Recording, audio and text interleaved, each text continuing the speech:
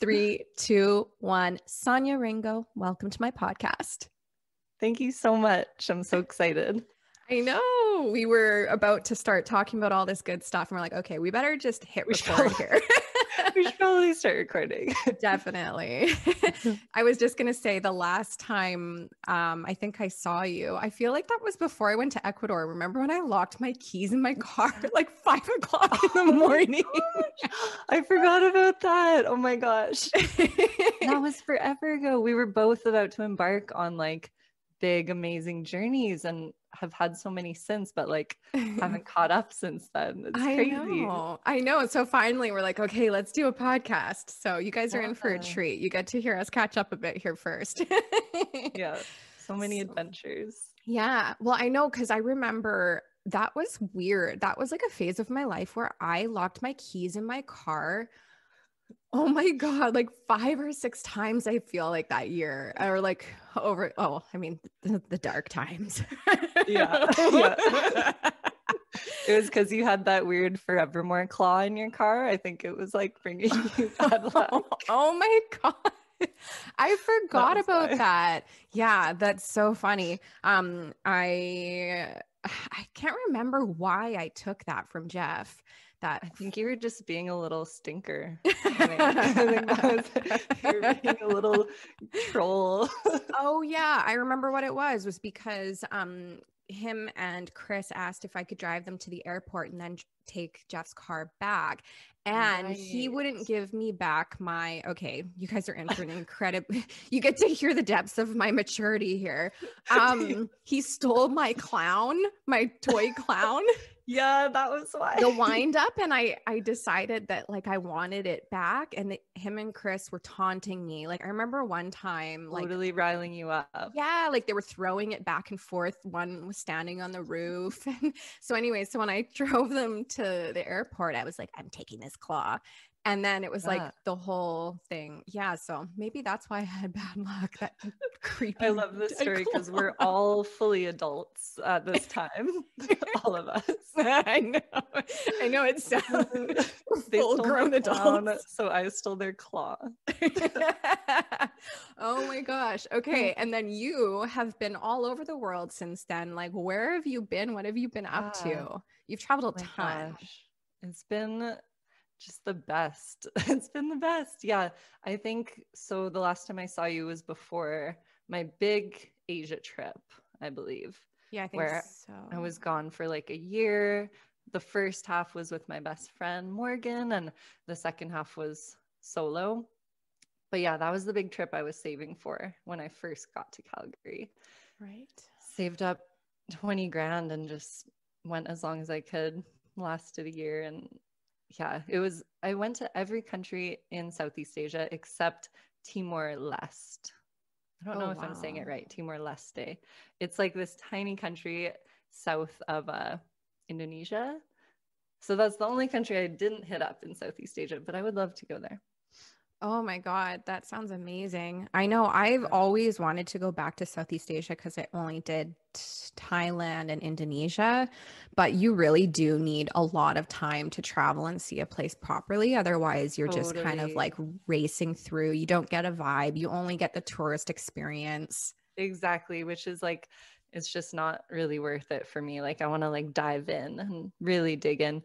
I feel like you only start to like really feel and like understand a country after a month, like minimum. Oh yeah. So that's kind of what we were trying to do, is a month in each country, and some places more. Like I think we ended up in Thailand for a few months, like back and forth kind of, because it's usually a 30-day visa. But yeah, I love Asia so much. So after that trip, ran out of money, came back to save and do it again. I actually went back to Asia. I was going to go to South and Central America, but I was like, I just have to go back to Asia. Like, I love it so much. So went back there. I think that was like 4 or 5 months for the second trip.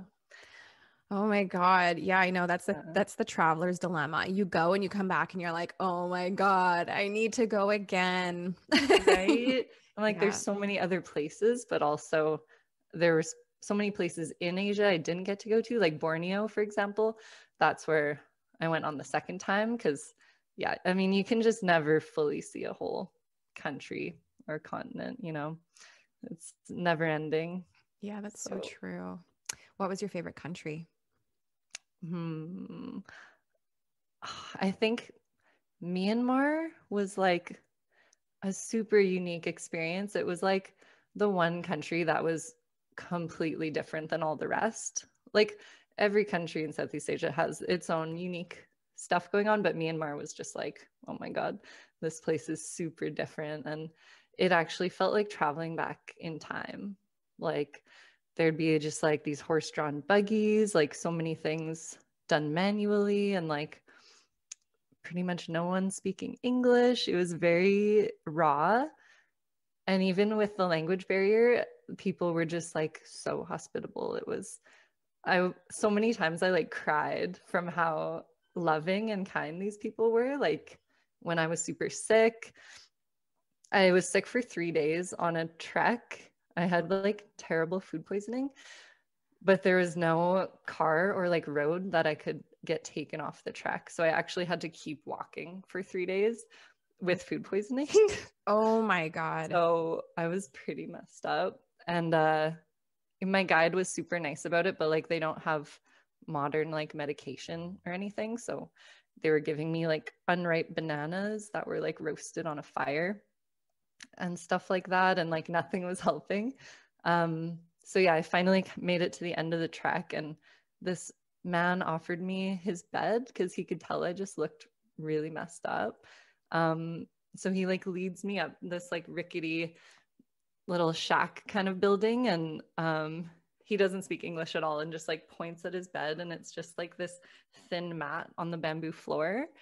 And I slept for hours. I woke up and it was nighttime, and he could just see that I like needed to rest and like offered me everything he had, which was so nice. Oh, yeah. People are like that there. It's just so heartwarming. And they had their borders closed for, I think, years, didn't they? Like nobody was Yeah. allowed to come in. When did they open the borders again? I forget. So I went there in 2015, and I think it was only like a couple years before that it had opened. Mm-hmm. So they were still like very not used to seeing tourists. So it was like you do get stared at a lot, but always like with smiles. And yeah, it's still very new for them. And I'm not sure now if, I guess now the borders are probably closed everywhere. Yeah. I thought that they but were yeah, going to close the borders again. I thought I had heard. Was there's that? a lot of unrest there. Mm. And yeah, I think that time I was in Asia, there it just happened to be this window where it was like a little bit more safe to go. Still a Right. lot of unrest in certain areas though. And did you feel any of that when you were there at all? Like what kind of unrest? I'm totally Not at ignorant of all. Burma. And There's well, it's just it used to be called Burma, right? And now yeah. now it's Yeah. Myanmar. Okay. Yeah, Burma, now Myanmar. So there's just like there's civil war kind of always happening, like fights between different religious groups. They're just kind of constantly battling each other. Can't we all just get along? I know. It's like the story as old as time. Kind of everywhere on earth, just some places a little more intense. It's so true. Okay. And then after that, because you also ended up in Sri Lanka, didn't you? Yeah, that How was was the that? end of the first Asia trip. I loved it so much. Three of my, Jeff and Chris and Shelby, three of my closest friends, you know them. They flew out and met me there. So we were all there together for a month. And yeah, we always refer to it as Magic Island because it was just literally magic was happening every day. It was unreal. There's like crystals growing out of the ground, like rose quartz mountains made of rose quartz that you just like are walking on and realize you're walking on a giant crystal, and like it was actually just magic there. Whoa, I had no idea. Interesting. Yeah, Okay. and for me it was like my closest taste I've had of India, because like I've wanted to go to India for so long.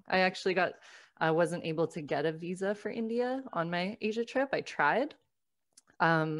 so I would have gone. But I know you've spent a lot of time there, and for me, Sri Lanka was kind of like my taste of it, as close as I could get. Yeah, I've heard they're very similar to, well, I've heard that Sri Lanka is similar to the south of India, which I Okay. still really want to go to. I've only ever been through the north, but yeah. Okay.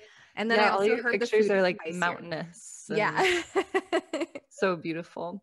Yeah, I know. It's certain parts of India, it's very like, especially like Himachal, that state is very um fresh water and mountains and waterfalls and all of that kind of stuff. So Oh my it's, yeah, gosh. it's very magical. But And how long have you spent in India total? I feel like you've like straight up lived there at this point.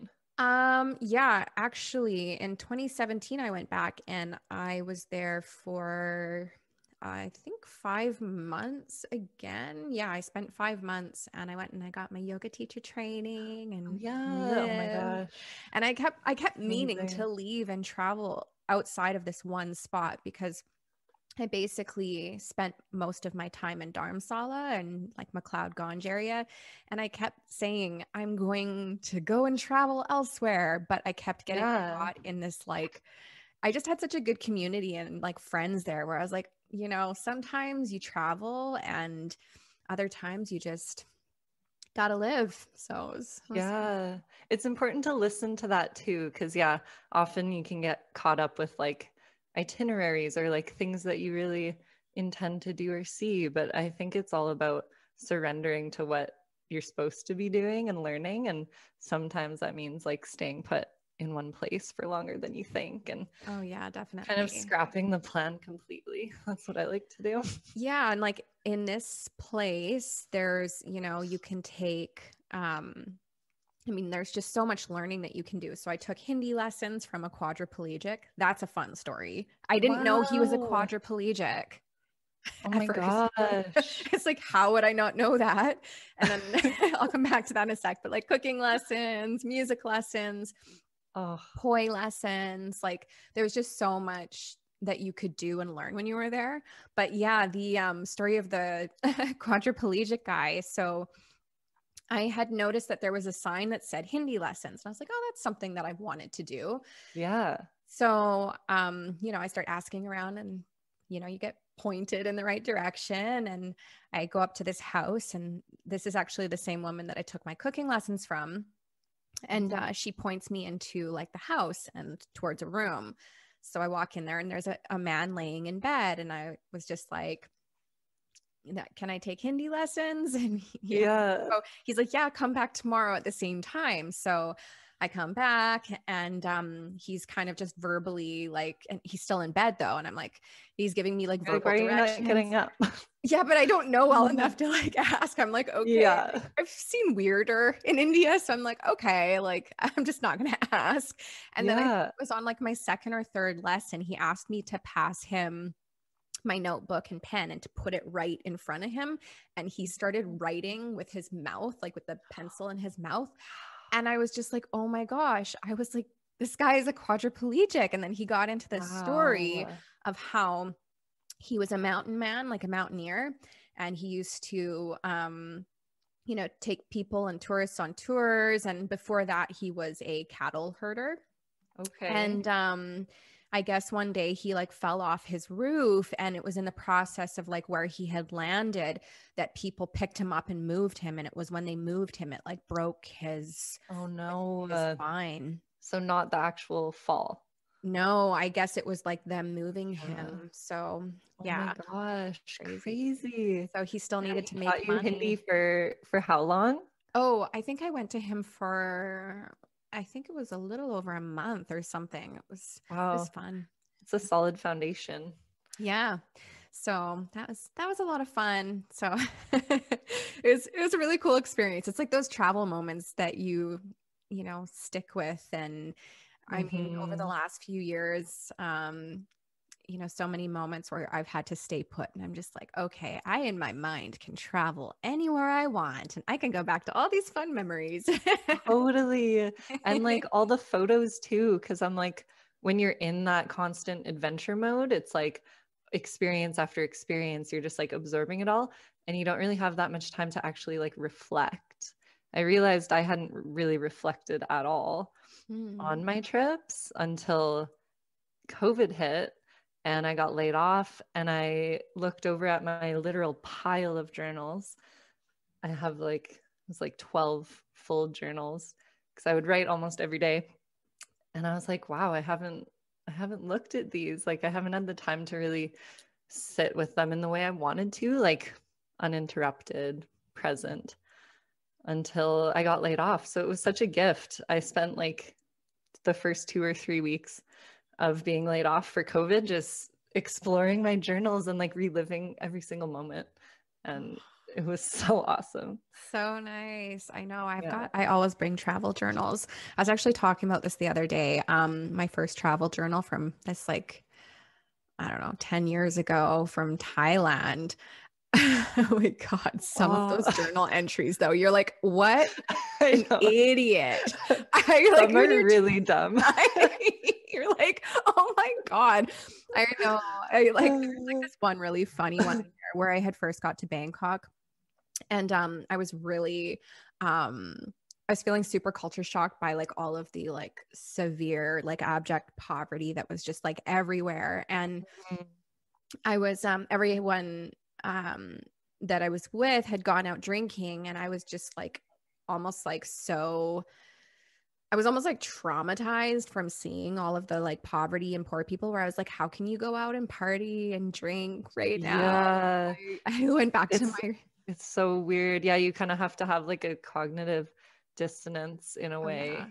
Yeah, because it's so like in your face, and like that was my first real experience with it. So I just have this journal entry of me in my room in Bangkok, this like super emo 20-year-old me writing this crappy journal entry. Like, it's like, you're in paradise right now. Like maybe Bangkok is a shithole, but like, come on, you're on the beaches in 2 days. Shut up. I know. Everything feels very monumental. Like every place you are, every day, every experience just feels like so all-encompassing. Like that's going to be forever, kind of in a way. Oh, what's the worst place you've ever been? Oh my gosh. You know those places where like either your skin crawls because you feel unsafe, or because like people are not friendly and it's just like weird vibes? Yeah, let's see. I feel like I kind of like block those out a little bit. The first place that comes to mind, it wasn't like terrible. I would just never go back to Phuket. It was just kind of like Thai Vegas. I was literally just thinking the same thing. Really? Yeah, and PP. I didn't like PP. Yeah, I had a lot of fun there because I just ate weed brownies every day. So with my best friend. But yeah, Morgan and I went to Phuket together, and like we made it fun by just like going to these nightclubs that are literally empty and just dancing really stupid, the two of us. So that was fun, but we're just like walking around, we're like, everything just feels so contrived, and it was just like the kind of place I would not go back. But we did make the most of it. We found this club that was like legitimately empty with these like giant kind of it was just like a very elaborate room, but completely empty with a DJ super up high. And we're the only people in there, and all the like bartenders and servers are just like, their arms are crossed and they're just looking at us. So we just like, and there's this huge fog machine. So there's this like really dramatic fog. So me and her just danced on really ridiculously, and made it fun, but it was just really silly. Was that on Hadron? What is that? No, that was just in like Phuket City, kind of. Okay. I feel like we were just like in the city. I don't know where exactly. Wait, I'm trying to remember because this was years ago. Is Phuket the same? Is that like where that's like Hadron, Hajwan, like the full moon party beach? Or am I totally screwing that up? That's Koh Phangan. Oh, okay, yes. Phuket is on the mainland. I think it's on like the western side. That's actually, I could be wrong. Phuket, is that near Krabi? I think maybe a little bit geographically. Okay. but I can't think of the map right now. Okay, so I totally got that mixed up. The place that I did not like was Hadron in Copenhagen, because I found it to be like too, it was just That I was found the it, full moon party place, yeah, right? yeah. But I loved Hajwan, the other beach that's kind of like you have to take a long tail boat, like about 15 minutes to get there. So nice. About that. But I didn't like Hadron, and PP I found to be just, it was, yeah, kind of same thing. Like I found people to not be like very friendly, and it was just like too much drunken tourists wandering around. And like I was totally, when I saw someone carrying a monkey that was smoking a cigarette wearing baby clothes, I was like, I just can't, this is like, there's just wrong on so many levels. I was like, I'm out of here. That's the stuff that really kills me, like just like the way they treat animals in Thailand. It's pretty bad. Yeah, it's just like they just see them differently than other people might, like myself. Like I just, whenever I saw anything remotely sad involving an animal, I would just bawl and like feel so helpless. I got my puppy right here. She's well taken care of. Yeah, see, and that's the thing that I liked. Yeah, and that's why I liked India, because I found like there's more of, I'm sure like people anywhere can be cruel to animals, which is terrible. But I found for the most part, what I saw in India was just this sort of like, oh, it's a monkey temple. And the monkeys just like, people aren't, I personally, in all the time that I've spent there, have not seen people being cruel to animals. It's like, you know, you feed the street animals, the dogs, the cows, and but like they're not like on a chain with people asking you money to like pet them or whatever. Yeah, I think that's it. Like here's the thing, like I feel like it's a different kind of travel, like, and I've often thought about it. I'm like in my early 20s going to Thailand, at least to southern Thailand, was like, whoa, so fun. I'm like, I think, would I even like it now? Like, unless I went to some really remote islands, would I even enjoy that? Maybe the north. Probably not. But yeah, because I enjoy, I don't like places that are like full of like crazy full of tourists. I like feeling the vibes. Me neither. Not anymore. Like when you're in your early 20s, you're like looking for that, right? Yeah. But now it's like, where can I go to like have solitude and peace and not, have it feel contrived, you know, looking for that like authentic place that hasn't been discovered yet. It just gets harder and harder. Well, you would love India. Yeah. Okay. When you go back, I'm coming. Oh my God. Oh, I saw that little creature smile. Yes. Yes. Oh my God. I know. I'm just like, I don't know why people are like, why do you love India so much? And I'm like, I really don't know. I feel like, you know, the first trip that I went, I was 22. And so I didn't have the kind of maturity or life experience that I did when I went back at 27.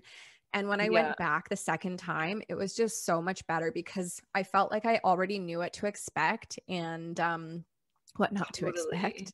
And I also, I don't know, it was like I got into Delhi and it literally just, it was like I could breathe again. Like I feel like here I can't breathe. I feel like over there, it's like, oh, like that old pair of jeans that still fit from high school. Your old Levi's, a couple rips in them. Oh yeah. I totally get that. I felt that when I landed in Asia for the first time.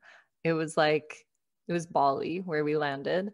And it was just like, this breath of fresh air, even though it's like so muggy and humid, it's like metaphorically so fresh. And I just felt like, I could just like relax into my own skin because I don't know, there's just less like rules and regulations and like bureaucracy. And I don't know, here, like I love Canada, but it's like there's so many walls too. We're overly regulated. Everything has to have walls, like physical buildings, because it's cold. But then, just like so much regulation and bureaucracy. Whereas there, it's like most buildings don't have walls and it's just breezy. You can just go get a moped and you don't need a driver's license. It's so thrilling. I love it. It fits our vibe, I think. I know. the wild, wild west. I know. I like, you know, like you can just hop in the back of like a chicken truck with a bunch of animals and people and just like, you know, it's like wild, but you're like, I don't know. It's like, it might sound crazy because people are like, oh, that seems uncivilized, but it actually is so amazing. So until you try it, oh man. That's funny you mentioned the chicken truck, because one of the pages in my journal was an entire page dedicated to the different modes of transportation I used. And some of them are just like so ludicrous. It's like a moped with 4 other people, or like the top of a semi-truck holding my backpack. Like, oh my God, when you get to ride on the bus on the top of the bus with your bags, that's literally the best. It's my favorite. It's like so terrifyingly exhilarating. I know. Oh my God. It's so Holding true. On for your life. Yeah. I think one of the it was like an exciting moment where we were hitchhiking and we wanted to go to I think it was from Lombok to Java because we wanted to hike the volcano there. And we hitchhiked from like, you know, the one back of a truck to the next till we're in like the back of like a rice truck. And I'm like so excited. I'm like looking up in the stars and I'm like, yeah, time of my life. And then we get there and we thought, oh, we'll just like take out cash when we get there, you know. Ooh. Well, we get there and they don't take credit cards. They don't have an ATM. And we literally are in the middle of nowhere and had nowhere to sleep. We're just like, oh no, that's the worst. The ATM thing is always so important to be like, where's the nearest? Because sometimes it's nowhere. I know. Yeah, it was like there was like, lucky enough, some woman from Singapore let us stay with her, but in the morning she was getting up to go hike this amazing volcano that we couldn't even pay for to go and hike. And we have to get booted out of her room when she leaves in the morning. So it's like still dark out. We've got our bags. We're like so cold. We're out of cigarettes. I don't smoke anymore, but we did. It was like the travel smokes. We're like out of cigarettes. In Asia. I smoked all of Asia and not since. I know. It's like for some reason you can do it over there and it's fine, but here it's gross. But yeah, like, you know, out of smokes, it's cold, it's still dark out. And I just remember like standing there and then like the first beam of sunlight like hit on the ground. We're both like fighting over like the sunlight. We're standing there and there's like this guy in his little booth that's like guarding the gate and it's like got heat and stuff. And he's standing there, he's drinking a warm, hot drink, probably coffee, and he's smoking a cigarette, just staring at us. We're just like in this little beam of light, just like, then we see the volcano starting to appear through the clouds and we're just like, fuck. Oh my gosh. This man with his coffee and smoke is like the vision of what you aspire to be. Like, how do I get what you have? Yeah, exactly. Okay, so something that you recently did was a social media diet, and I wanted to talk to you about that because first of all, the internet and social media right now is so volatile, and I've personally been like shit show. Yeah, and that's the thing. It's not that there isn't beautiful things happening in the world, but we've never been so connected before at any point in time. So this onslaught of negativity about what's happening everywhere, I think is causing, like, I mean, for me, it was causing like a lot of mental distress. So I think probably for everyone, like me too. That's part of why I went off. Like when was it? It was September that I took the break for 3 months. And I was just like experiencing a lot of anxiety and like feelings of depression, which I've never experienced before, which I'm lucky to have never like felt anxiety or depression before. So it's entirely new to me. So I just didn't like have the tools to know how to manage it because it was new.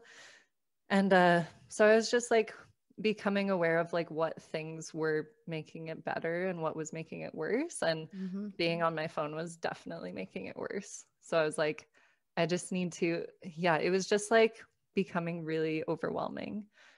it's like too much information, you know, like we're only programmed to absorb so much feelings and thoughts and ideas.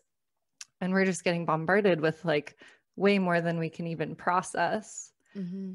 So I was just like, I need to just shut this off and like go inward deeply just to my own self, because that's where I'll find like the peace I'm looking for. And yeah, it really helped. It worked. So you took 3 months. Yeah. And when I deleted the apps, I didn't have like a timeline in mind. So when like the 3 months kind of started approaching, I just actually felt way better. I was in a way better headspace. And I just felt kind of ready to come back and enjoy the positives to it. And I felt like I'm more equipped to deal with the negatives. But it still is quite addicting. I find it really compulsive, which I don't like. Yeah. P.S. It's 11:11. Oh my gosh. Oh, it's 12:11 here though. Ooh. Okay. So just special for me, not for you. Make it a wish. Okay. Okay. Got it. All right. I will be a millionaire soon. Just kidding. That was my wish. It's like, it can be just like a vortex of gloom, you know? It can also be like super uplifting, but I find like when I would see like pictures and videos of friends or family that I miss because I can't see them because of COVID, it would make me feel worse seeing the pictures and videos. Like it would make me more sad. So I was like, I would rather just like not see this and just like think of them. And yeah, there were also so many things I wanted to accomplish. Like my book, I would be organizing the poems, kind of editing them. And every like 10 minutes before I went off social media, I would check to see if anything happened on my phone. And that's just so counterintuitive to writing a book. Like you need uninterrupted focus. And I was just so distracted. Yeah. It robs your productivity massively and your creativity. And I agree. It's not even necessarily just when you're looking and seeing incredibly, negative fear mongering type things about what's happening politically and around the world, COVID, blah, blah, blah. It's this, compulsion. And these apps are designed to keep us locked in. They're designed to like hypnotize us. And I'm honestly, this is why I was so interested in having this conversation, is that I have this like love-hate relationship with my phone and social media in general. I'm utilizing it for the work that I'm doing, and I am trying to produce, some work and positivity and be of service in what I do, because for me, anything I do has to have meaning to it. Otherwise, I don't feel like it doesn't sustain my passion, I guess. But at the same time, because I have to be, building these platforms and relationships and, putting my stuff out there, it's through social media. But I almost over the last, especially since all of this stuff over the last year, I kind of hit a point just before Christmas where I was like, I felt so burnt out and so run down from just all of the negativity over and over and over that I've just kind of like put a pause on how much I'm on my phone. And I think I'm really thinking about deleting my apps and just releasing my podcasts anyways and continuing to do them, but just not worrying about the whole like. Yeah. I mean, I think that's an awesome idea. And I'm still kind of in the phase of like, I came back on social media because I want to connect with people about my book and writing. And I was like, when I originally went off of it, I was like, I'm going to trailblaze a way of promoting your business or art without social media. And even in my head, I'm like, I don't know what this plan is at all because it seems almost impossible now. But I was like, there has to be a way. So the best thing I could think of is not possible during COVID, unfortunately. But what I want to do is just be actually like out in the physical real world, in the community in like downtown Calgary, when there's actually people out and about, performing my poems, like speaking them to in people's like actual presence, and going to like poetry readings and open mic cafes and kind of the old school way, because that really fills me up whenever I've done that in the past. And I was so ready to just go for that, but then there's another lockdown, and it's kind of like the only way of sharing at the moment. Yeah, unfortunately.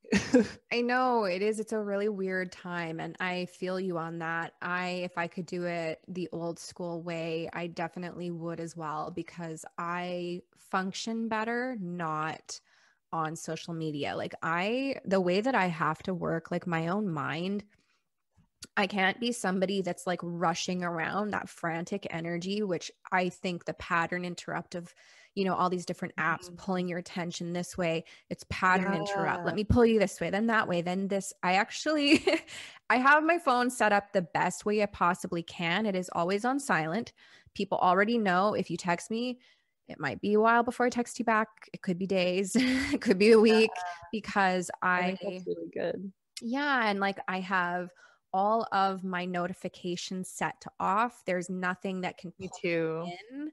I hate the things and the little like red like dot, that it's all just like trying to distract you. It's yeah. Well, I was finding that those like little like dings and notifications were giving me anxiety. So I've actually probably for almost 4 years have set my phone up like this, but I'm still somebody who feels like I just am not good at creating or being productive if I have this phone so present in my life. I need to almost like turn it off or put it in another room. Yeah. So I can get anything done in a day. Otherwise, it's like, oh, I have to respond to this. I have to respond to that. I have to respond to this person and that person. And this it's email. Like in the back of your mind, if it's active, right? Yeah. I wonder if everyone is like that. Cause like I'm definitely like that. I find it hard to put up a wall if I'm using it at all. It's like very black or white. It's like I'm checking it compulsively, or I just don't have social media. I find, that balance is so tricky. Like already I'm finding, I think I've had it back for like 3 weeks, maybe more. I don't know. Time is weird right now. But when I was off it, I read 4 books. Anytime I was just like wanting to sit and kind of chill, I would pick up a book, which was what I was hoping would be a byproduct of leaving social media. Since I got back on, I haven't read once. And I'm like so ashamed. I'm like, that was like such a daily activity for me, was reading. And now I pick up my phone instead because it's more alluring, I guess, Yeah. I mean, and this is the thing. Like I've had to kind of create some pretty strict boundaries with myself around my phone, because I know that if I pick up my phone first thing in the morning, what I'm doing is scattering my energy to the winds of social media. So what I have done is I have like a little, I don't know if you can even see it up there, but whiteboard? I have my list of things that I do, and it says, and it's not necessarily in this order, but it's meditation, affirmations, visualization, exercise, reading, and journaling. And I have to do that stuff all first before I even so much as look at my phone. So if I love that. Yeah. And so appointments, everything I make is always after I know that I'm going to have gotten all of that stuff done in the morning, because that's me time. So it does require me getting up usually between like 5:30 and 6:30 in the morning. But that's amazing though. That's what I want to do. I have like the same list as you. But I also added walk with my dogs and tarot. I haven't started them yet. Like every day kind of keeps going by and I'm like, oh, tomorrow. But I really love your idea of not checking your phone until you've done all those. Because I think that's where I'm failing before starting, is I didn't have that rule. So I just look at my phone and then everything's kind of gone to shit already before I start. Well, another thing that I did too was I stopped using my phone as my alarm. So I turn my phone off at night and I try to plug it in and leave it in the kitchen while it charges. And what I do is I got this light alarm clock. So it starts to light up. I have it. So if I want to wake up and be up by like, I don't know, let's say 6, it will start to like turn on at like 5 a.m. and slowly the light gets brighter and brighter and brighter. So it's kind of imitating a sunrise. Yeah. And so it makes you wake up without that jarring wake to the sound. And then you're also not like your phone isn't in your hand. Right. So you're kind of just there's little kind of tricks. I like that. I feel like, yeah, you're on a good path with that. I should do the same. Can you link me to that alarm? I want that. I can. I think it was just off of Amazon for like, I don't know, less than $20 or something. You can get one. And yeah, I mean, that's the thing. It's so hard like to get up when it's still dark out. So having that light has made a big difference because it just kind of, I think it works with your melatonin. And then in the evening, I wear these like super nerdy melatonin goggles. I like swear if I put them on right now, I'd look like Neo from the Matrix. I'll get them actually. I want to show you. Neo from the Matrix. So okay, I'm going to show you. I'm going to grab them 1 sec. No. Sleepy puppy. Oh my God, I hope you're ready for this. I'm so thrilled. Yes. Okay. You look ravishing right now. High fashion. Oh my God. You'd be like red and burnt orange. Like this is so vogue. Cool. Well, they block out the light. So if I wear them after, like I usually put them on when I take my melatonin in the evening. So around like 8 o'clock, put those on. Cause then I'm not, if I'm looking at a screen, which I try not to, but if I have these on, it blocks them or it blocks the screen from like messing with melatonin. Yeah. Our circadian rhythms have been like so effed by just, I mean, the invention of light and electricity and everything. It's awesome, but it's like, yeah, we're not naturally supposed to be up when it's dark out. You know, back in the day, people would be maybe around a fire, but yeah, all these unnatural ways of inducing like light and all these like energies that wake you up, like looking at your phone in bed, it's just so the opposite of what is natural. So I like that you've kind of tackled it like that. That's awesome. Yeah. Well, if I stare at my phone in the evening, like the other night I was working on some art and I was trying to finish it, and I usually shut my stuff down by about 8 o'clock. So I'm not doing that. And I didn't and I needed to see the like vividness of the colors. So I didn't put these goggles on. I wasn't wearing them. And I swear I did not sleep that night. It was like the worst. You know, those nights when it you just invaded you. It invaded me. It entered. I want to get to those. That's so cool. Yeah. Oh my God. I know a few companies make them, but yeah. Okay. So what were some of the like insights that you had during this break? This is so fun, by the way. This is so fun. I know, I love this. Yeah, I learned that I feel so inspired and joyful after reading actual books. Like it actually like revitalizes my soul so much, especially reading poetry. Like the mood and energy it puts me in is just like so grounding. And yeah, I just remembered how much I love reading. I also realized that I'm a super sensitive person, which I already knew, but like, yeah, I realized that I'm just like I absorb energy of everything, like whoever's around me or whether it's social media. All of those energies I feel like are just like entering me, and I need to prepare myself better for that. And kind of put up like a nice little Reiki shield around myself, because I've struggled with that too as a server. Like I've been waitressing for more than 10 years, and it's always really affected me negatively because of that, because I just absorb it all. And I haven't yet figured out a way to not absorb other people's energies. So I think that's something I learned from getting off social media was I just felt so much more, the energy that was going on within me was all my own. So I loved it. So yeah, I found that really healing, kind of just coming back to myself, my own feelings and thoughts, blocking out all Yeah. the rest. I can relate to that for sure. Yeah, I know. It's And I difficult to finished my book. Like I finished Yay! reading it, which was awesome. I don't think I could have done it without going off social media. No, because you do need to be in your own space. You need to be inspired and be in your own element.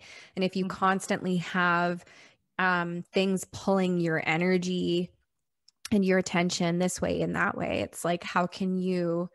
Because I feel like with art of any kind, especially with writing, it has to flow through you. It's not something where Exactly. you're like, I can just sit here and what will sound good. It's like you have to be on that vibe and let it go through, like flow through you.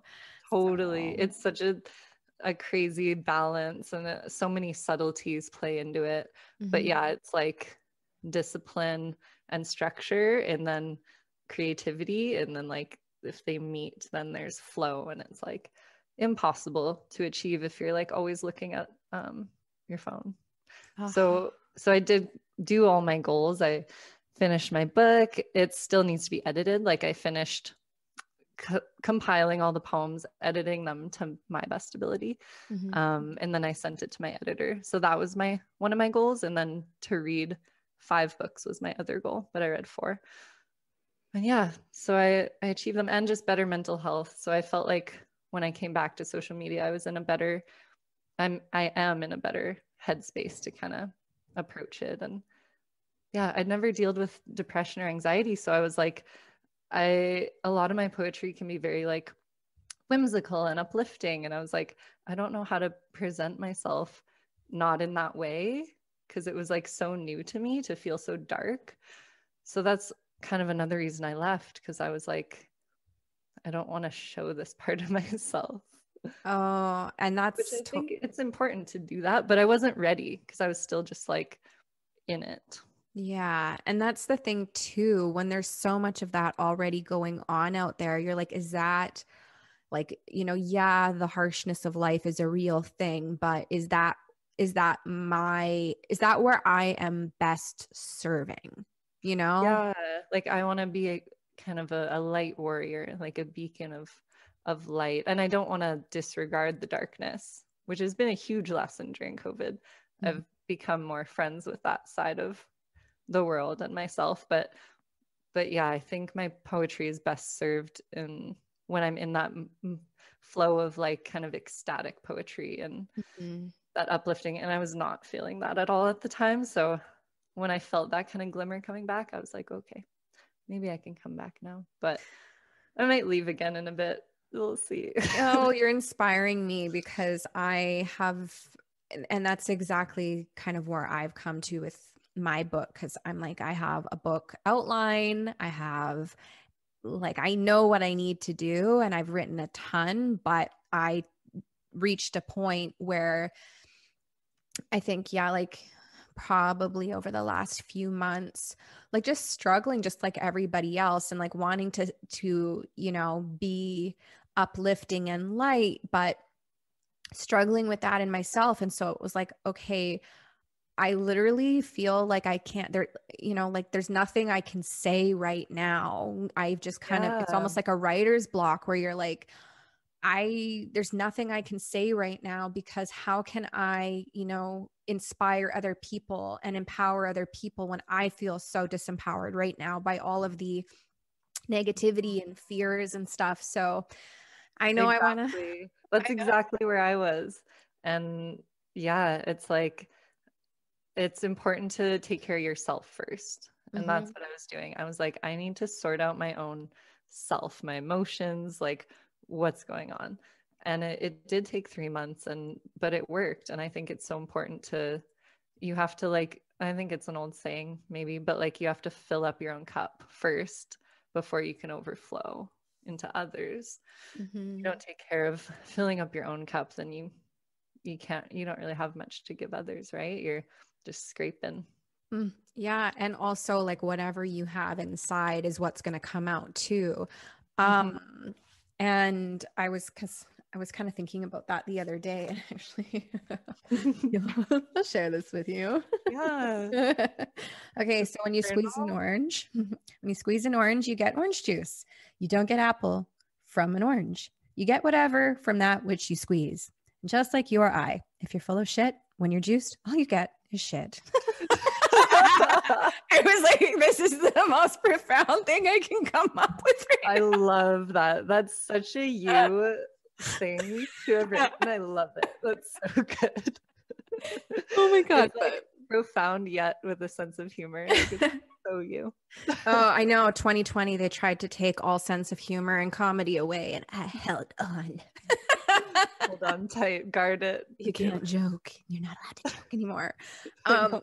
So I actually wanted to ask you, I wanted to come back to the reading thing because this is something I've observed in myself is this, like 10 years ago, like before I was on social media and stuff really very much, I used to read a ton. Like you were saying about reading, like, I mean, I was going through books all the time. And now, Yeah. something I've noticed is my attention span and ability to focus one sentence at a time to finish a page. And I'm like, I'm barely through one paragraph and my mind is wandering. And I'm like, this is like programming from like the your attention constantly like flickering between apps and stuff. Did you notice that when you first started a little bit or? I'm not sure. Like I tend to read really quickly, and I think sometimes I like skim a little bit, but the way I read, I just get like super absorbed to the point where I don't even know, like I'm kind of blacking out in a way. Like Oh, really? I like tear through the books, and sometimes I might not be like reading every sentence in a super present way. Like I think I'll like skip words, kind of like, I don't know, like when I'm typing, I type so fast. I just try and do everything really fast sometimes. So yeah, with reading, I feel like, I find it easy to focus, but I do kind of rush and skim sometimes. That's why I like poetry, because you can't do that. And it really slows me down. You like have to read every line and let it sink in. So if I'm reading a novel, I'm tearing through at warp speed. And if it's poetry, it like grounds me. Okay, so you were kind of speed reading because I think speed reading, that's like, I'm pretty I sure don't know that. why I do it. I just get I've been reading Margaret Atwood. So all 4 books I read on my social media break were written by her. I'm really obsessed with her. And I just get so excited to learn what's going to happen that it's just like, yeah, the page turner thing. Like I'm just so thrilled. So speed reading through, and these would be fiction books. Yeah. Okay. Yeah. All the books of hers I've read, there's a lot of hers I haven't, but they're mostly dystopian fiction. So I've been finding it really comforting since we're living in like a dystopian time. And we always have in a way, but more so now. So it's kind of creepily comforting because like her dystopian worlds are reminiscent of our current world, but like much worse. So in comparison, our world now is better. So that's kind of why I've gravitated towards Margaret Atwood's dystopian books. And See, the escape. I know, the escape and the perspective. Okay. Maybe I'm reading the wrong books. I don't know. All right. Maybe I. yeah, read Margaret Atwood. I don't know. She might not be for everyone, but I'm so obsessed. She's a master. Well, I like a good story, and it's definitely different when you're reading and something is entertaining you versus like you need to absorb information and try to like think about what's being said. And I don't know. Read some fiction. I used to only read nonfiction. I would only read like books on different like ecosystems and animals and self-help, but I started reading fiction and it's like just a lot more enjoyable. Like it's kind of that escape. Where the Crawdads Sing I read this year as well. I think you would really like that book. Ooh. It's incredible. It's by Delia Owens. It's like a story of this young girl who grows up in the swamps of North Carolina by herself as a kid. And yeah, it's just kind of, I think any like woman who loves the wild would really love that book. Okay. Well, I know I do have a few like that, and I really did enjoy them. Like Shantaram is one of my favorites, and then Mutant Message Down Under is another one. Have you read that one? No. It's really good. Really dope. Yeah, it's about a woman who goes, it's been years since I read it, but she was like a businesswoman or something like that. Anyways, and she goes to Australia and she ends up being like led out into the outback, basically like without a return, and ends up like going on this walkabout with the Aborigines and like, you know, basically, yeah, I'll have to, I can't remember exactly like the details of it, but she ends up having this like insane experience where, and like it's allegedly like a true story based on a true story, Right. but it's a very good read as well. How much is true, but it also doesn't matter. It's like when you're reading it, you believe it. And that's what matters. Just like that. Yeah. I want to believe. I need to believe. I believed in Santa till I was like pretty old, so easy to capture my imagination. just around the time when I was fighting over the clown and the Nevermore Claw. So basically 23. So okay, like what would probably be if you could have during that time, like if you had like one main like insight that really came to you to share with other people who are kind of on the fence about going on a social media diet or not? Like, I would say if you at all feel worse, or if you at all feel like your light is diminished in any way after going on social media, just take a break and just try it, because it's honestly like liberating, and you'll meet yourself, which can be scary, but it's kind of like the modern version of going off into a cabin in the woods by yourself. It's like that distance is so important to learning about yourself and what you actually might end up going and doing in a physical, tangible way. Like what could you create? Like what needs to be brought out into this world? It's so important to find that out. And yeah, I think that's the only way to do it. Cut the distractions and just dive into your own self and see what you find and see what you can bring back to others. Why do you think people are so addicted to their phones, other than the like, you know, way that the apps are built? Like, what do you think it is? Like, what's your take on it? It's so huge, like how they're designed with like psychiatrists on the team, like tweaking every little thing to make it addictive. So I think that is such a big part of it, because it's like smarter than us, you know, it's a computer and it's designed to do that job, to hold your attention. So that's definitely why it's so addicting. But yeah, I think they kind of prey on our deep-seated desire for connection, because that's so ingrained in humanity, and that's why COVID's been so devastating. It's like, yeah, we're creatures of one another, you know, that connection is so important. So it's kind of like all we have now in that sense, if we can't physically be together. So I think that's another way it gets us even worse now during COVID. Because yeah, not everyone can have that face-to-face connection. So yeah, I think it honestly just like preys on our most primal needs and desires, and also, yeah, the desire and need to be seen, to be understood. Yeah, sharing, like we all want to share what we think and feel. I think it's just a perfect recipe for being super addictive. Yeah. And I think it also, I think it affects your dopamine, the way that when you get like a hit of dopamine, it like floods your dopamine. And then when you get likes, yeah, your little dopamine center starts like popping off. yeah, totally. Instead of just being like crazy.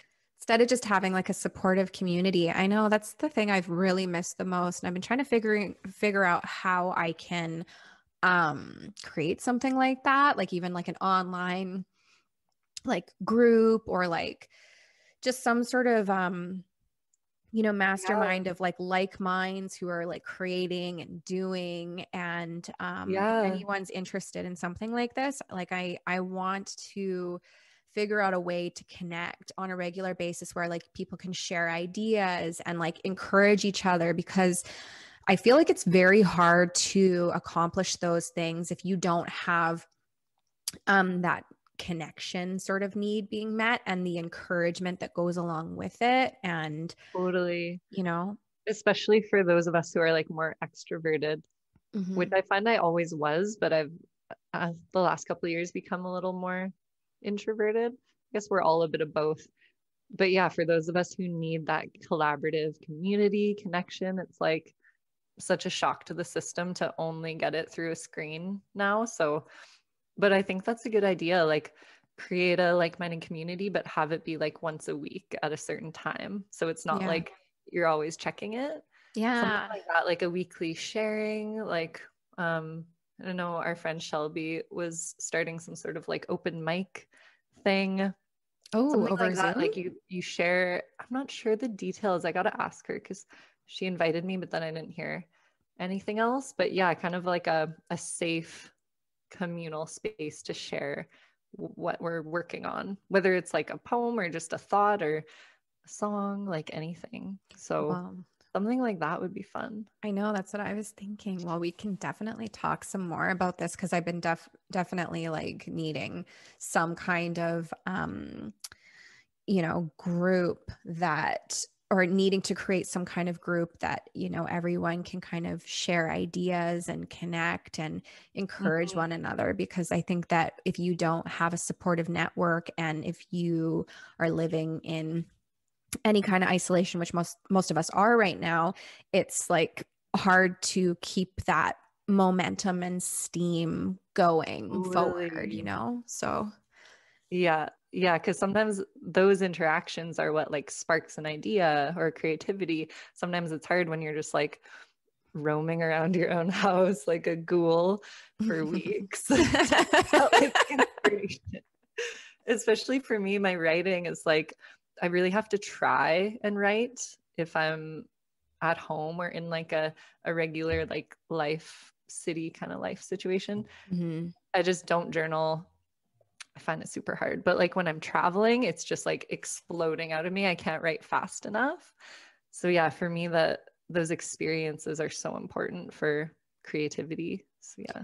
Well, we should create something like that. I was actually thinking about this before I hopped on today. I was just like, what would be like a way where, you can support one another, and you can, share your ideas, you can support each other's platforms and all of that. Because I think that when you can mastermind together and you're all, and also making those connections too, you never know, like, oh, like this person might have an idea or some, insight into what I'm doing that, boom, that I'm not seeing. Totally. Or like your like alarm clock thing, and like not going on your phone till you've done all your list. Like I needed that idea so bad, and I just didn't know. And so now, because you told me that, like, I feel like I'm just going to level up even more. So it's like, yeah, how many more of those things will come up that will benefit all of us? Yeah. And the leveling up, that's like so perfect. That's exactly it. When you're surrounded by really positive people and you're sharing ideas, you're leveling up in every way. And when you start growing, on like a personal level, everything else just kind of falls into place. So yes, let's do it. Yeah. Oh my God. Okay. Yay. Help everyone level up. Yes. Okay. So, your poetry book, can you share with the class what it is all about? And then do you have some poetry you can share? Yes. Yay. So So yeah, this book is, the general theme is nature, but yeah, more specifically, like our connection to nature, my own personal deep longing to be as close to nature as possible, loving animals and every living thing. That's the vibe of the book. And yeah, it's kind of like a collection of poems I've been writing my whole life. Like, this will be my first book. And when I went through those stacks of journals at the beginning of COVID, I typed up every single poem that was in any of those journals, or any story that sparked a poem. So it's kind of beginning that huge process of getting it from the scribbles into a more book related format. Yeah, it's been a really fun process. Then I got to choose which poems would make the cut, organize them, and yeah, it's taken, I guess, almost a whole year now. 3 months shy of a year just to get it to the part where it's like a manuscript. Wow. Which I thought would mean it's almost done, but it's still not really. I got it back from my editor, which is my dad. He's an amazing poet and writer. He's a English teacher, creative writing master. Yeah, he's a university professor, isn't he? He did teach university in the past, but now he teaches grade high school in Seattle, at a really cool school. He's not in UAE anymore. No, him and his wife moved back to the States like 4 years ago. Okay. So yeah, he's teaching at like a really amazing school outside of Seattle.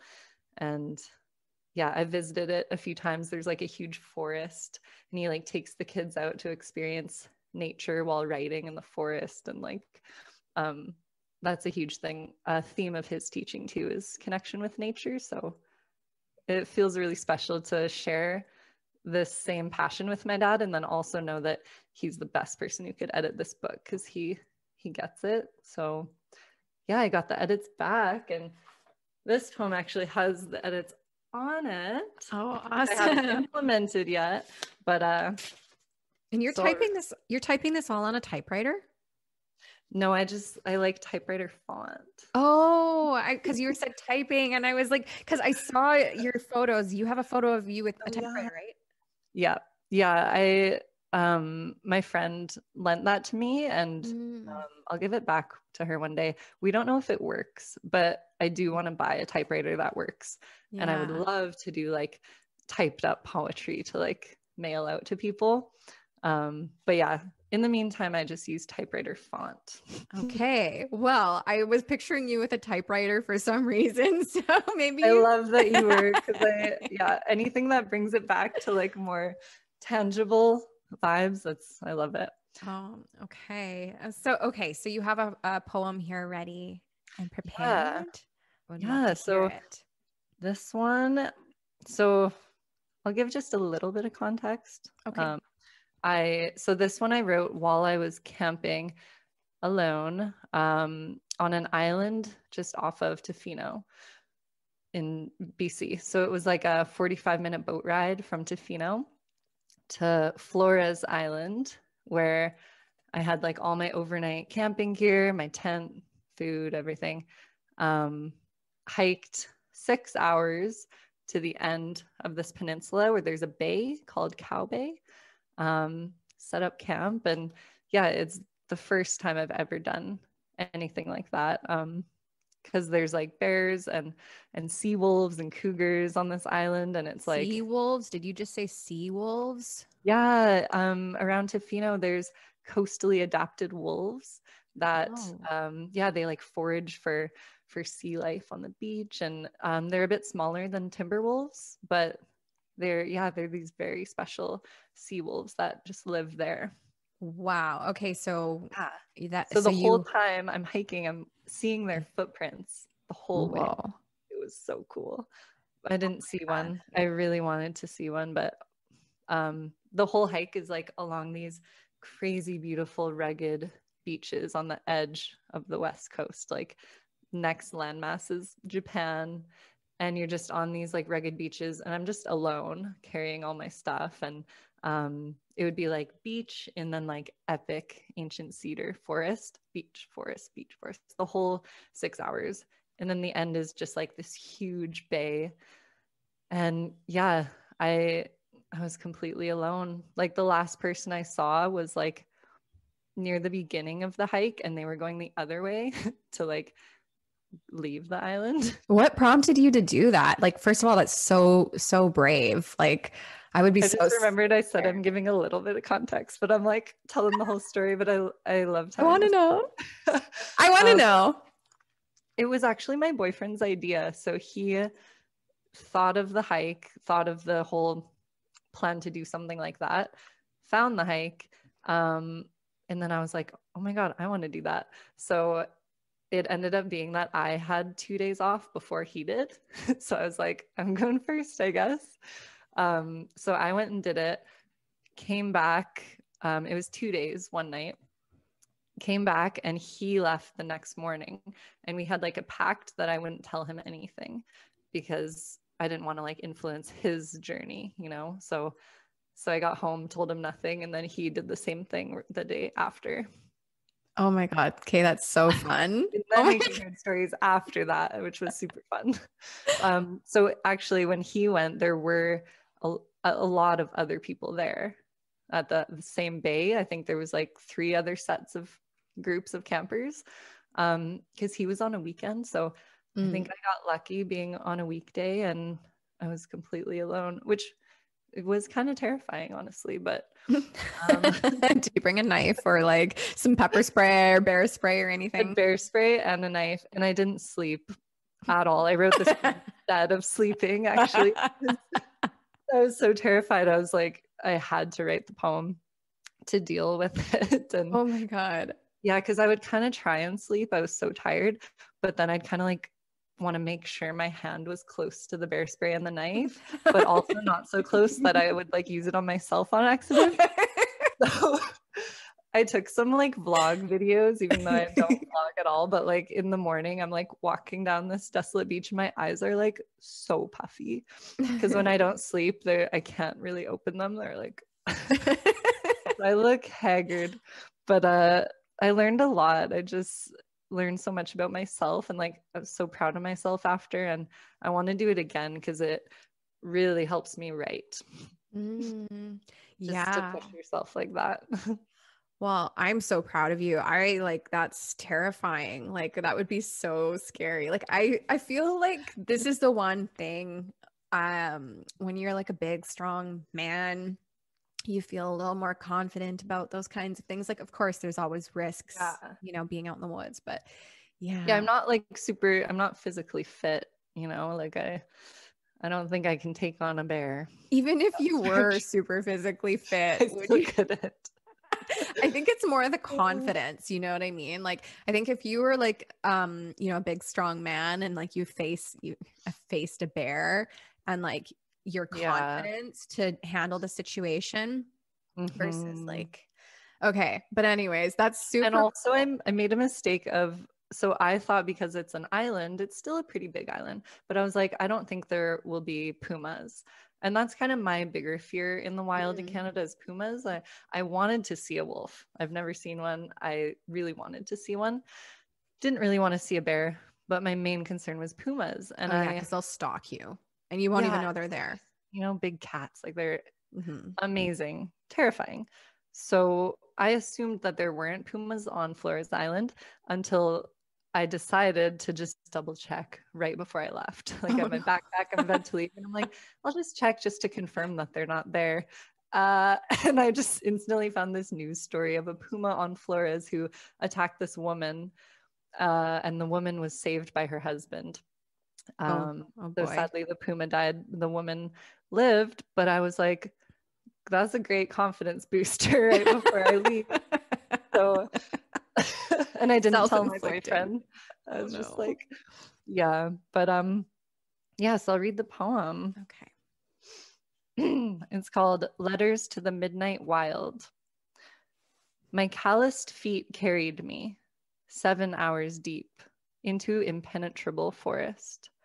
Utterly alone, revealed me to myself. Bathed in moon glow, I wrote. to the wolves who prowled past my thinly veiled flesh, noses pressed into dirt as I lay, swaddled and shivering in this frail mesh tent. You did not split me open, nor gnaw my bones into toothpicks, wild fangs catching the fading firelight. To the ocean that could have swallowed the land in a single turbulent gulp, instead remains still, your sultry salt tranquil, as if incapable of such colossal wreckage. To the bears who blundered behemoth over, honey fur painted with coal, you sensed my trembling heart, chose to leave me whole. Your lumbering paws idled onward with my exhale. To the rain, from a mattress of clouds, you did not soak me to the core with fluid bullets, but materialized as fog, ominous and clinging. To the puma, who drifted through gnarled bracken, hunting mysteries of ebony night. Though our paths did not cross, I felt your indomitable ferocity, and it became my own. That is so beautiful. Thank you. That's gorgeous. Yeah. So I wrote that like at like 1 a.m. when I couldn't sleep in the tent. Well, it's beautiful. I think that that's like one of the best things that you can do is like, it's like you transmute the, anxieties and fears or some of the like darker feelings, uncomfortable feelings into something beautiful and shifting your perspective. Yeah, just letting it flow through me. And I think it's so important as a writer. Like, I want to do a lot more of that, like, just go off into the woods alone. And yeah, I think with creativity, it's so important to just find solitude, and inspiration from experience. And for me, nature inspires me the most. So yeah, it's definitely like a fearful poem, but also like so full of reverence and respect for those animals. Because I wasn't afraid in the daylight. I was like so confident and I was like, it's beautiful. The moment the night fell, I was just like riddled with these fears, which I think is natural. Yeah, but facing fears, it does grow your confidence massively. So like for you, facing those fears and choosing to write this poem and go through this experience, like what do you think you left there with? Oh my gosh, like just so much joy and confidence and like belief in myself, knowing that I actually don't need another person around if I want to go camping. Like that was huge. Usually I like rely on someone else to make the fire or like all those like camping tasks. I naturally just like don't step up and do because there's usually someone else who just kind of wants to. So I really want to like level up in that way and change that and become more self-reliant in the wilderness. So for me, it was like a huge milestone to doing that. Yeah. And also like you said, the fear, but also the reverence towards those animals. I think that's important to have because I think having that experience where you're just like, these animals are beautiful, but they're also wild. And I'm a part of that. And I live in this comfortable container usually. But when you're really vulnerable like that, yeah, I think that's how we experience ourselves in a different light, which I think is important because you don't grow if you're always comfortable. Like you need those moments. So exactly. That's so cool. And it was such a wild, rugged place. Like I wish I could describe it. It was just like unbelievable. And there's these signs at the end that are like, use the food. There's like those metal food containers. Like use the food container to store anything, like including toothpaste. And they're really far from your tent. And it even said on the sign, it was like, put the clothes that you wore to cook in this container as well, far from your tent. So that's what the sign said. And I'm like, oh shit, like I gotta be super on it. Cause yeah, it was like a very wild place. And yeah, I think just so much respect for the creatures who live there. And but yeah, fear and respect at the same time is important. Yeah. Okay. And you lived in Tofino, didn't you, for a while? Yeah. Me and my boyfriend were there for like a year and a half or almost 2 years. And this trip happened like right when we moved there. It's like 2 weeks after. So yeah, we left 2 months into COVID. We moved away from Tofino and moved to Calgary. Okay. Mostly because of COVID. Because like you in the restaurant industry there, you have to make all your money in the summer to survive the slow, non-touristy winter.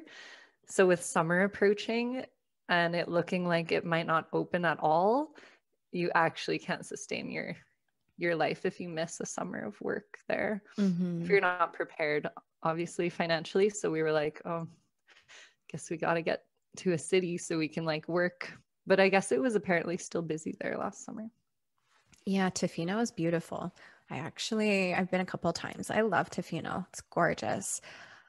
It's really like pinch yourself every single day kind of thing. Like it never becomes old that you're just like staring at the most beautiful nature every day. Like you're always in a state of wonder.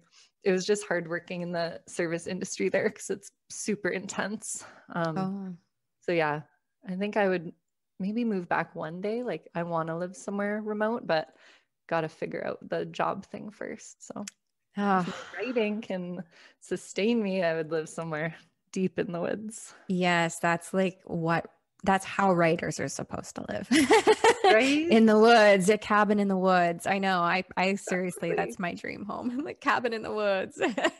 Yes, and then you'll one get in it. Costa Rica. It's like Yes. spend like half the year in Costa Rica, the other half the year in the Kootenays. I want to move like just outside of Nelson. I love that. Yeah, I've been comparing like land prices around Canada and the States just to like get an idea. It'll probably take like 5 years to save, but I was looking at the Kootenays and it's so beautiful. Mountains and lakes. Oh Really yeah. pretty. The Kootenays has everything that we have down here, but just like way more clean and pristine and Less people. oh yeah, exactly. Well, but you're lucky though with dual citizenship that you can if you Yeah. can go anywhere you want because the States has like the one thing that the States has that we don't have is like culture. Do you know There's such variety. Well, and so many different ecosystems. Yeah. Like deserts, like swamps. They've got You could go live in a swamp, Sonja. I actually kind of been thinking about it. I love swamps. I actually do. That's why I love that book where the crawdad sings. She like grows up in a swamp. I'm like, this is sick. That could be your new life. There you go. Yeah, you have that variety with a dual citizenship. But I mean, I would not be going down to the States right now until some political climates improve, I would say. Totally. It's a little hectic. But the Pacific Northwest there is way cheaper for land than the Pacific Northwest in Canada. And that was kind of blowing my mind. Like I was looking at the Olympic Peninsula just west of Seattle. Gorgeous, like rainforest, looks like Tofino, and mountains. And it's like a fraction of the price. And I was like, I think it's because in Canada, our only Pacific Northwest warmer climate is the Lower Mainland and Vancouver Island. So not very much of it, right? Whereas in the States, like the whole coast of Washington and Oregon is that. So yeah, that might definitely be somewhere I end up long term. Yeah. I know I would move somewhere if Canada had like a south that was warm, I would move there, but we do not. We just don't have it. As it so the closest we have is Vancouver. Yeah. Victoria. Oh my God. Okay, so when is your poetry book? When are you aiming to have this ready to publish to the peoples? So my goal, the latest I want it out is May. And it's hard to gauge because it's my first time, but I want to have all my edits implemented in the next 2.5 weeks because I start a full-time job then. So I got to get that done. And then my best friend's illustrating the cover and a few pages of the inside. So that's kind of like not really up to me how long that takes. But then, yeah, I'll be laying it out myself, like in Adobe InDesign, kind of the formatting and stuff. So depending how quickly I learn that, then it'll be ready to be printed. So I'm self-publishing it. And yeah, I think it'll still take like 3 more months, maybe 4. Just depends how fast these parts of the process can go. And are you going to create just e-version or like a physical copies as well? It'll be physical for sure. Okay. So nowadays you can publish a book really easily through like Amazon, KDP, and basically you upload your book online and then it's print on demand. So anyone can order it off Amazon and they print it when it's ordered. So that's a super convenient thing now. And I'm actually deciding not to. Don't know if this is a good decision, but I don't like the idea of not having the book in my hands. And it doesn't make as much sense financially for me to order like 200 books and fill a room with them. But I think I'm going to do that because I want to hold it in my hands, sign them, maybe the first like 200. And I want to like put intention into like the wrapping of them. I'm going to get like a nice little wax seal and like cute little twine and like put dried flowers in it. Like I really like when I was making jewelry, I like making it really special. And there's a disconnect if people are just ordering it off Amazon and I never touch it. So yeah, so I'll just get a printing press to print a whole bunch of them and hope that they sell. That's a great idea. Well, I'll definitely take one for sure. Okay, awesome. I was thinking too, I want to put little Polaroid in each one. So I have a Polaroid camera and I just think that'd be so fun. Like I love anything that's tangible and real and like whimsical. So yeah, I have a lot of ideas for the packaging.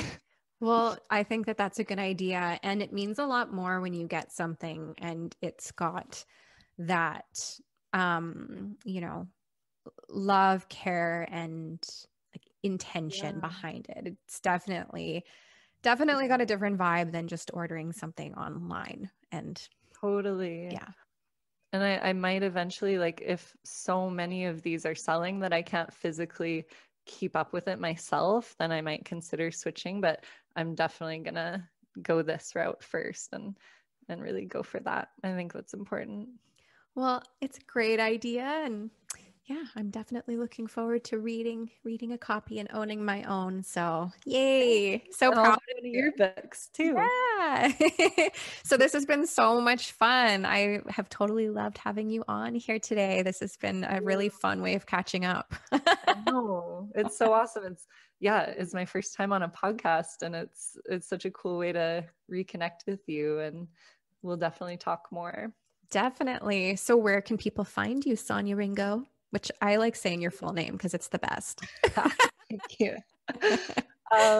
So now that I'm back on social media for now, maybe for a while, Poetry and Bones on Instagram, same thing on Facebook, Poetry and Bones also on TikTok. I'm doing little short spoken word TikToks, which has been fun. And then poetryandbones.com.